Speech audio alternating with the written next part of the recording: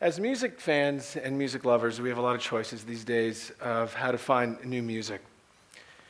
We've got mobile phones, we've got laptops, we've got iPods, iPads, different forms of radio, satellite radio, streaming. It's overwhelming. It's often very, very confusing. I think there's almost too many choices. So my name is Carmen Rizzo. I'm a 2-time Grammy nominee. I'm a record producer, a recording artist, a DJ, a musician, a baseball player on the weekends. I still play baseball. I can't give it up. I've been lucky to travel all over the world. I've been everywhere around the world, from all of Europe to Russia, the Middle East, Israel, Asia, US, Mexico, everywhere. I've learned an awful lot of what fans seem to like and don't like. I've also had a chance to work with a whole bunch of great artists. I've worked with Pete Townsend of The Who, Chris Martin from Coldplay, Seal, Alanis Morissette, that's my son when he was really young. He's old now. Paul Oakenfold, Nelly Furtado, Tiesto. Yes, I even worked with Michael Jackson. I'm showing my age. That's 1986, in the making of the Bad album. I played on that record on the drum machine. I played hand claps. I've also had a chance to work with a lot of artists you might not have known from all over the world. Sheb Khaled from Algeria, Ryuichi Sakamoto from Japan, Hunher Tu from Tuva, which is north of Siberia near Russia. I also co-founded a band called Niaz. Now, I learned an awful lot in these travels, like I said. I've been so lucky to tour and to record everywhere, and it's interesting when you meet fans, you see what works and what doesn't work. And things that I've learned is, yes, the CD is dead. Yes, people are stealing music. Yes, people expect music for free. It's just the norm. And yes, people are used to judging music from a short little preview and a JPEG the size of your thumbnail. That's how you often make a decision when you want to buy new music. What happened to the record store? A younger generation now, they don't have that luxury to go into a store, to physically touch an album, vinyl, CD, a poster, talk to other people about it in the store. Those record stores, they don't exist anymore. Tower Records is gone, Virgin Megastore, HMV. Most of them happen to be gone. I was recently in Macedonia. I was made a professor there. That's a picture of Macedonia. Former leader of Yugoslavia. It's like a little shrine. And in this town, the kids, when I was asking them how they found new music, what did they do, what was their source, they admitted that they were stealing music software. That wasn't the problem. They said that they made no money, they didn't have enough credit cards. It's, I guess, very hard, to get a credit card there. iTunes, it wasn't available. The government had a strong arm on certain websites. So they said they had no choice. They wanted to purchase music, but they couldn't. It was too hard for them. So young people today are finding that, why own music when you can stream music? It's free, it's easy, you can do it from any device. So maybe I don't need to buy music because those artists are getting paid somehow, but I'm not paying them. So the explosion of YouTube versus normal radio has become everyone's normal way of, if you want to type in the Rolling Stones, you go to YouTube. There's all their music right there. You've got YouTube, Spotify, Pandora, SoundCloud, and yes, MySpace. It's back. I don't know if you guys know. I know you haven't checked your profile in like 5 years, and who knows. But last week they announced you have to be invited to be a member. You have to sign up, put your email, you get this invitation, I don't know when, and you'll get some accounts. So it's supposed to be better, with music. But take, let's say, Pandora. You type in, let's say, Bob Dylan. Within seconds, the music player is giving you options of artists that sound like Bob Dylan. So you forget. You're listening to folk music. Maybe you don't care. Someone else made a playlist of folk music, and you don't care. You forgot that you bought into Bob Dylan. That's what I typed in. But the genre is folk music. You're fine with it. So are we buying into the lifestyle and the fashion of the genre of music versus the artist.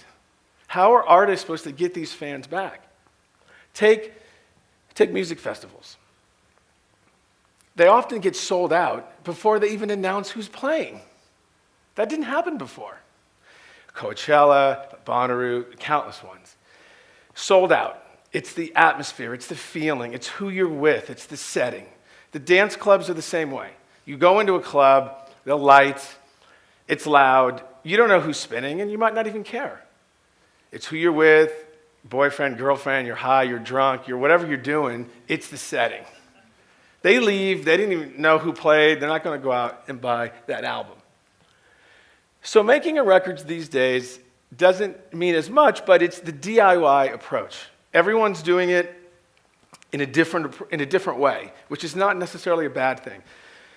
Some indie artists don't have the luxury of, let's say, record labels or more experienced people to give them advice, which is not as always the best advice. You often have A&R people that are out of touch. They have an old method that doesn't work, for today. So they're often forced to figure out what's current, which is changing all of the time. They count on music blogs and forums and widgets, but it's changing. But they often find the cracks in the road, and they find a way to make things happen. Putting out a CD these days doesn't mean as much. Everyone has a CD. Your neighbor, your babysitter, your car mechanic, everywhere you go. It doesn't mean much. So, saying that, how are mainstream artists attracting fans? Of our generation, of anyone's generation, you will always have these kinds of mainstream artists that will be representing the sign of the times. They'll be flocking to the concerts. They're going to be selling countless records. That will always happen. But some fans of this type are still, struggling of what to do. Some people have a subscription-based fan, which you pay different levels for different, models. You get different perks per the various subscription. Some still believe in the brick and mortar method of I'm going to get heard on radio. They're going to go find my record in the store. Maybe they're thinking those Facebook likes are going to really, go into sales, which not necessarily is the case. Some larger artists like Radiohead for In Rainbows, they had this approach of pay what you want. They sold 3 million records on that record. Some people gave them a penny. Some people gave them $100. Most people didn't pay. Beck, his new record, which is not out yet, he says, I'm not going to record it.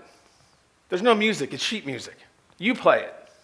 You form the band. You figure out what instruments that you want. There's my record. It's a great idea. It's old school, but it's new school, because that's how they used to do it. There was no records. It was just sheet music.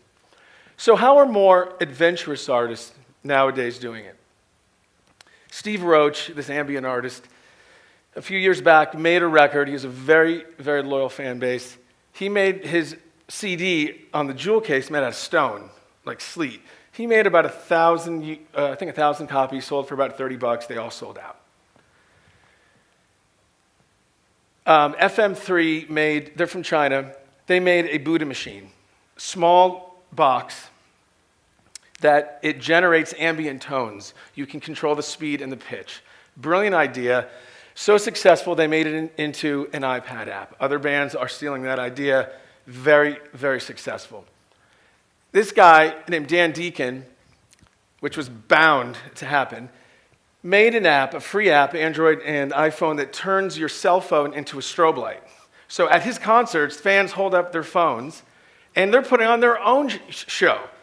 So they're generating strobe lights with colors to the music. No Wi-Fi, no data, it's just a free app. It's a great idea. Artists like myself, I made a book, signed CD. It was a photo book of the journey of writing music all over the world. Came with a digital download. Signed it, I gift wrapped it. Any idea to sort of attract more fans. Some bands like Echoplex, they're doing an audio cassette. I kid you not. They're making audio cassettes. Anything to attract fans of different methods. I thought that vinyl was hip, I guess not. So If they go 8-track, I'm out. I'm not going there. No way. Even these silly cassettes. So where does this leave us now? Fans are used to these gimmicks of finding new artists. A recorded music now has become a promotional tool. I always say, it's not about selling music, it's about getting your music heard. I use this example where you walk into a room and there's 100 people. You all have my album, but only 5 people bought it. That's not such a bad thing. At least they all have my music, they know who I am, then it's up to me of how I can get to them. Some people would say the record industry is dead. But I think the music business is alive and kicking. And I really feel that fans of today, they don't mind these modern thinking ideas, and they want good music. And as a fan myself and a music maker, I really do believe that once you do find that musical gem, it's well worth the wait. So thank you.